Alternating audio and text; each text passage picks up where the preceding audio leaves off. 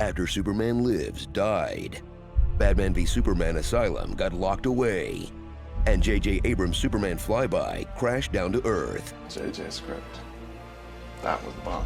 Warner Brothers just kinda snapped and said, "All right, you know what? F it. You want to launch a universe? How's this? Superman doesn't want to save people, Batman's a murderer, Wonder Woman's an incel, and Harley Quinn takes 3 movies to break up with Joker who looks like my coke dealer. You all happy now, you You're all fired! I hate my job! I'm gonna go make SpongeBob spin-offs for Paramount Plus! Oh! The DC Extended Universe.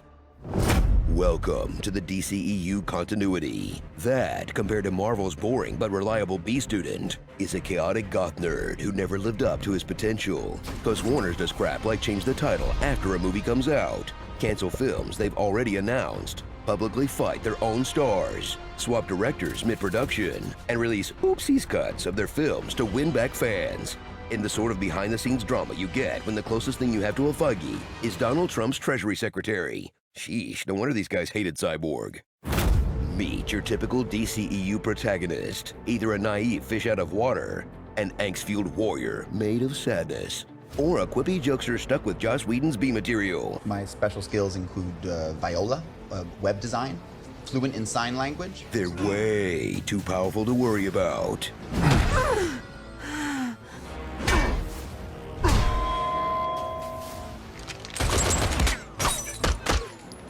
It kind of tickles. But when they're somehow threatened by an irritating little wimp, Ooh, I love it. Ow! Wow! Honka honka! an army of faceless goons, or an angry lump of CGI, they'll harness the power of creatine to squeeze into a series of costumes so fetishized they should have their own OnlyFans. Silica-based quartz sand fabric, abrasion resistant, heat resistant. My brother, I applaud your choices today. It shouldn't work, but hot Damn, it does! Make it through that part of the movie where they lose their powers. I got the wind knocked out of me. Need a few seconds, that's all. Murder someone. You can't leave him like that!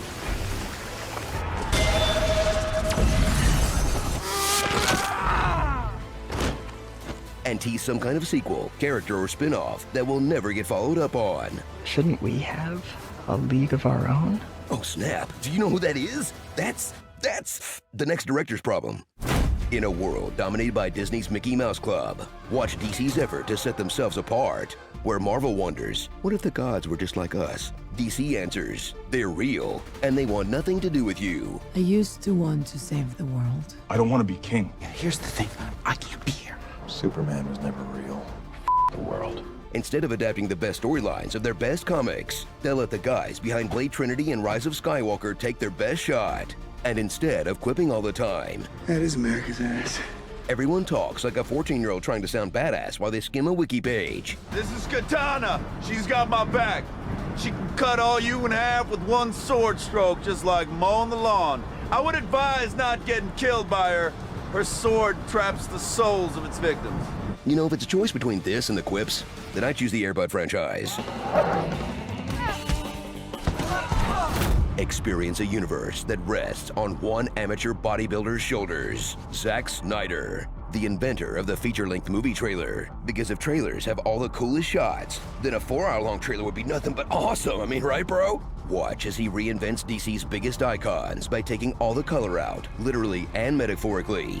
And whether or not you're on board with his super nihilism, cringe while the studio rips control of his films away, undermines the world he created, and ensures that every fan he made will reflexively hate anything they ever do. You know, I'd expect better from the people in charge of Harry Potter and Game of Thrones. Wait, no I wouldn't. Of course they screwed this up.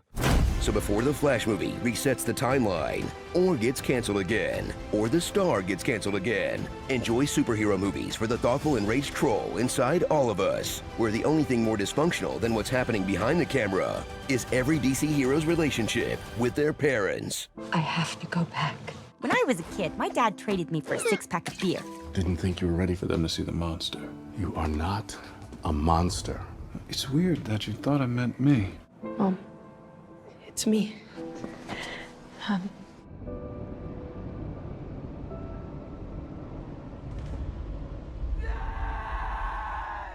I had no father.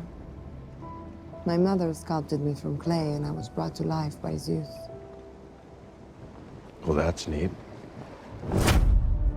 Starring MacGuffins, The Codex is Krypton's future. The lost trident of Atlan. The God Killer? He's after the change engine, his mother box. We gotta cut her heart out! A stone started all of this. The rock was lost. It's a rock. amazing actors given nothing to do. Do you really think that... Oh, wow, they really just vanish. That's rude. Dumb voiceover. Some days my childhood feels so very far away. And others, I can almost see it. Jules Verne once wrote, "Put two ships in the open sea without wind or tide. They will come together." There were perfect things. Diamond absolutes. The truest darkness is not the absence of light. It is the conviction that the light will never return. Bad wigs.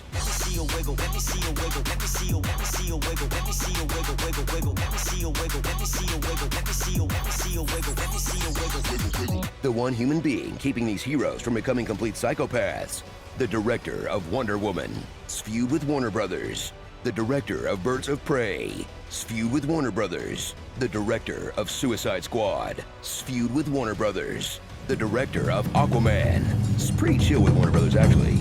And the director of 3 DCEU films, feud with Warner Brothers. I'm sensing a pattern here. You know, they should let Warner Brothers direct the movies. That way everything can be Space Jam 2.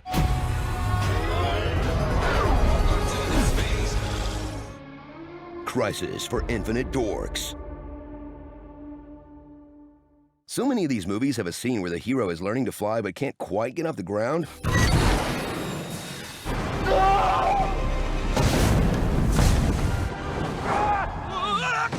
What a perfect metaphor.